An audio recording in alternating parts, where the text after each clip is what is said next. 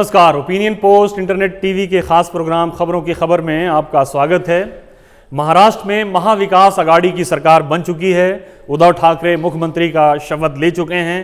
Congress, NCP और शिवसेना एक साथ आ चुकी हैं और सरकार की जो आगे की कार्रवाई है उसमें एक तरह से कह लीजिए कि ब्रेक लगा हुआ है।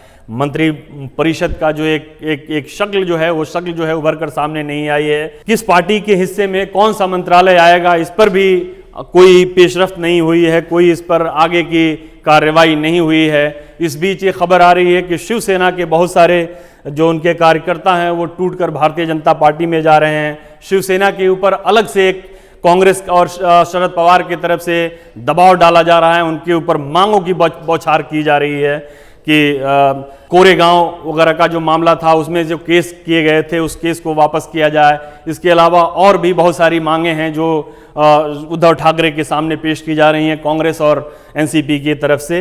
लेकिन इस बीच एक बड़ी दिलचस्प खबर आई है। वो खबर ये है कि स्वाभिमानी पक्ष के नेता राजू शेट्टी को ये पेशकश की गई है कि उनको उद्धव सरकार में एग्रीकल्चर यानी कृषि मंत्रालय दे दी जाए।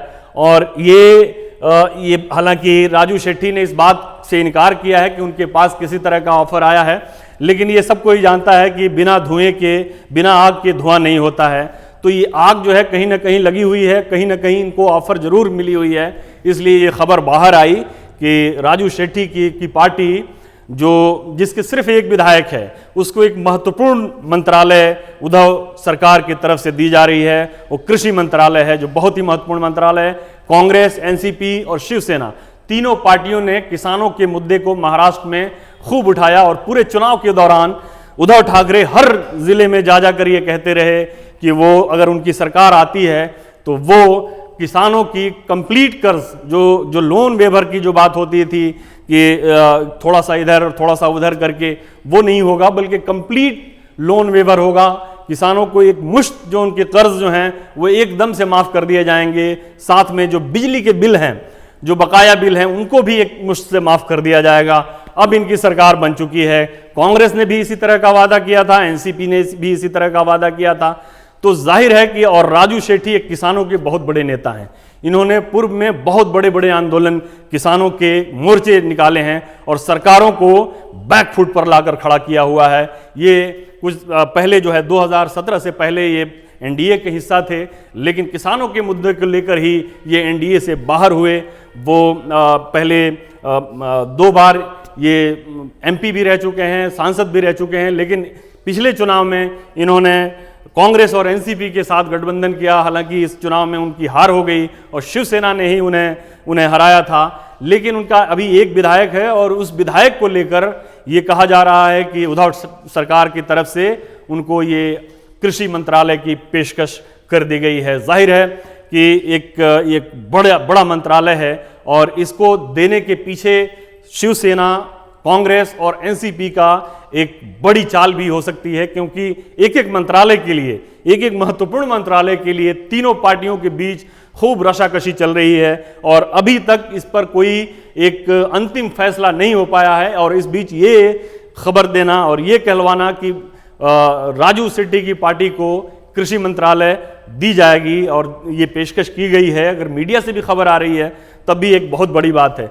और इसके पीछे की वजह को समझना बहुत जरूरी है, क्योंकि राजू शेट्टी किसानों के नेता हैं।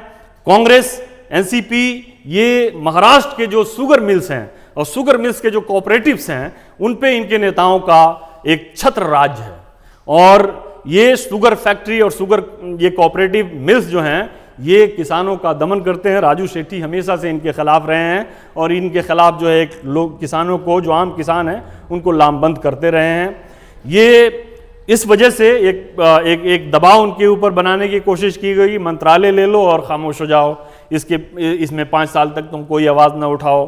दूसरी, शिवसेना ने ये कहा था कि हम कर्ज माफ़ी करेंगे। अब जाहिर है कि कृषि मंत्रालय दे दिया जाए। राजू शेट्टी भी ये बात कर रहे हैं कि हम पूरी तरह से कर्ज माफ़ी के पक्ष में हैं, आधा अधूरा या 1/3 या एक हिस्सा उसका हमको नहीं चाहिए। साथ में जो किसानों की जो हत्याएं हैं महाराष्ट्र के अंदर, अगर आप देखिए तो 2015 से 2018 के बीच में करीब 12,000 किसानों ने हत्याएं की हैं उसमें डिस्ट्रेस फार्मिंग की वजह से जो हत्याएं हुई हैं, उनको सरकार ने जो ये आंकड़ा दिया है वो तकरीबन 7,000 के करीब है।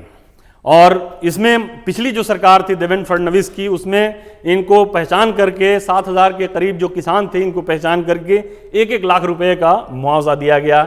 जबकि राजू शेट्टी की ये मांग है कि कम से कम 3 लाख का मुआवजा ऐसे परिवारों को दी जाए जिनके परिवार से डिस्ट्रेस फार्मिंग की वजह से आत्महत्याएं हुई हैं। तो जाहिर है इसके लिए फंड की ज़रूरत होगी। साथ में अभी पिछले महीने जो अक्टूबर और नवंबर में 2 महीनों में बारिश हुई है बेमौसम, जिसकी वजह से किसानों को बहुत नुकसान हुआ है। फडणवीस की जो सरकार बनी थी ये राष्ट्रपति शासन लागू होने के बाद और उद्धव ठाकरे की सरकार बनने से पहले, उसमें उन्होंने 10,000 करोड़ रुपया सैंक्शन किया था इस मद के लिए, जो किसानों की जो क्षति हुई थी बेमौसम की बारिश की वजह से या मौसम की खराबी की वजह से। तो उसमें भी किसानों की आपत्ति है कि ये मुनासिब रकम नहीं है। करीब 70% किसान जो है इसे प्रभावित हुए हैं, और अगर इसको अगर उसको मिला दिया जाए, पूरे किसानों को इस मुआवजे को बांट दिया जाए, तो इसमें बहुत कम, मतलब मामूली नाम मात्र का बंटवारा होगा और इसमें से किसी को कोई बहुत फायदा होने वाला नहीं है। और जो इसलिए ये एक बड़ी बात थी और बड़ी मांग थी किसानों की ओर से, और राजू शेट्टी भी इस मांग को उठाते रहे हैं कि भाई इसको कम से कम 25,000 पर एकड़ पर फार्मर को दिया जाए।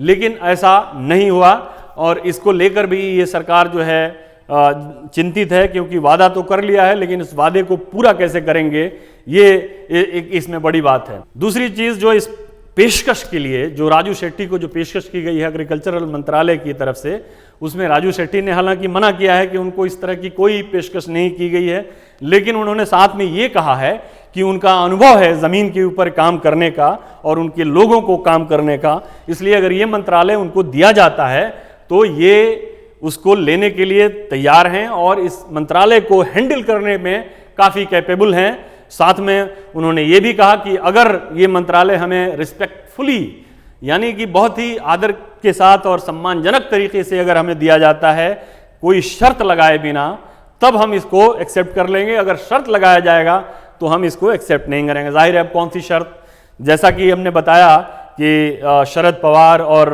कांग्रेस जो हैं, शरद पवार की पार्टी और कांग्रेस के लोग महाराष्ट्र में शुगर कोऑपरेटिव्स को कंट्रोल करते हैं, और उनका जो कारनामा है वो सबको जग जाहिर है, और राजू शेट्टी उनके खिलाफ आवाज़ उठाते रहे हैं। तो अगर कांग्रेस ये दबाव उनके ऊपर बनाएगी या शरद पवार उनके ऊपर ये दबाव बनाएंगे कि उनके प्रति सॉफ्ट हो जाएं या खामोश हो जाएं, तो ये वो नहीं करेंगे। अब शिवसेना भी, जाहिर है कि शिवसेना की तरफ से भी ये शर्त हो सकती है कि आप किसानों की मांग को लेकर उस तरह से ना उठें जिस तरह से आप पहले करते रहे हैं, या आंदोलन करते रहे हैं, लोगों को लामबंद करते रहे हैं, वैसा ना करें।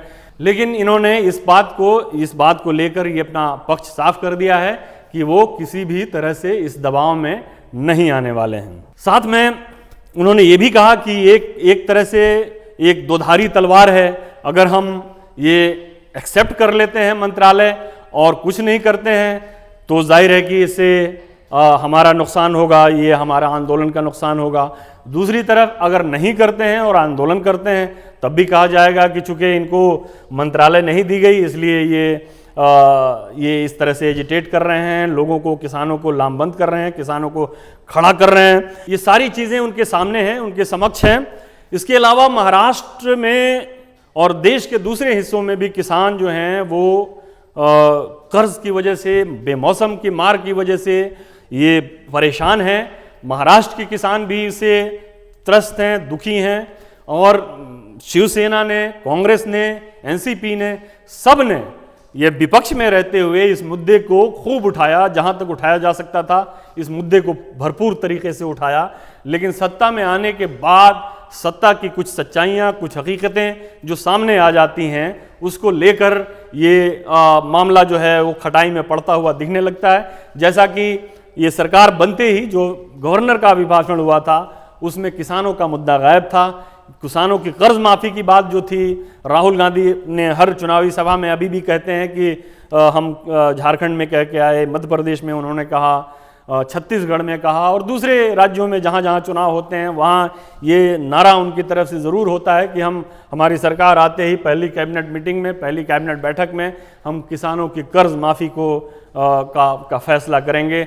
लेकिन अभी ये महाराष्ट्र की जो सरकार बनी है उसकी पहली मीटिंग तो अब जाहिर है कि अभी कैबिनेट की मीटिंग में कुछ सैंक्शन हुए हैं कि 2-4 चीज़ें हैं कि इनके ऊपर फैसला हुआ है और उद्धव ठाकरे ने जो फैसले लिए हैं वो पुराने सरकारों के जो काम है उसको रिव्यू करके उसमें पैसा सैंक्शन करने की बात है, या फिर रायगढ़ फोर्ट की बात है कि उसमें उसका रिनोवेशन की बात है, उसके लिए फंड भेजने की बात है। लेकिन किसानों का मामला अभी तक खटाई में पड़ा हुआ है, यानी किसान जो है चुनाव का एक बड़ा मुद्दा है इसके बावजूद, और किसान आज भी जो ग्रामीण व्यवस्था है, ग्रामीण व्यवस्था में किसानी और खेती के ऊपर आज भी भारत की एक बड़ी आबादी उसके ऊपर निर्भर है। इसके बावजूद पार्टियां जो हैं उनसे वादा करती हैं, उनसे वोट लेती हैं, लेकिन वोट लेने के बाद वो सारे वादे फरामोश कर दिए जाते हैं। शिवसेना,